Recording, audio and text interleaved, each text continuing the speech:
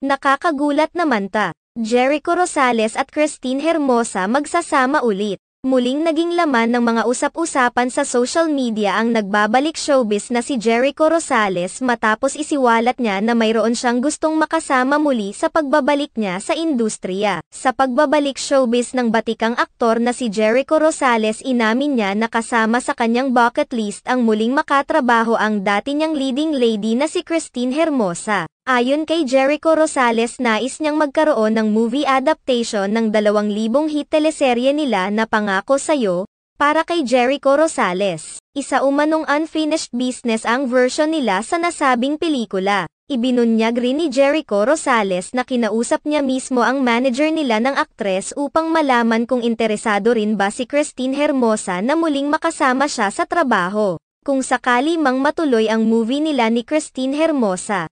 Nais umanong ipakita ni Jericho Rosales ang nangyari sa kanilang karakter makalipas ang mahigit 2 dekada. Gayunpaman, iginiit ni Jericho Rosales na ayaw niya na gumanap na maging magulang sila sa nasabing palabas. Matatandaan na kamakailan lamang ay tuluyan nang nakumpirma ang hiwalayan nina Jericho Rosales at Kim Jones makalipas ang ilang taon nilang pagsasama.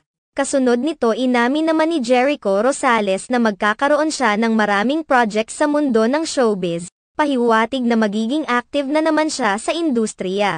Sa kabilang banda, marami naman sa mga netizens ang nagsasabi na malabo na itong mangyari dahil kamakailan lamang ay inamin ni Christine Hermosa ang kanyang pagbubuntis sa ika-6 na anak nila ni Oyo Boy Soto. Kung sakaling papayag man umano ang aktres ay maaaring maganap ang pelikula matapos ang panganganak ng aktres, lalo na't ayaw pa naman ni Jericho na gumanap sila bilang mga magulang. Taong 2015 nang magkaroon ng remake ang teleseryeng Pangako Sa'yo na pinagbibidahan naman ng dating celebrity couple na sina Daniel Padilla at Catherine Bernardo.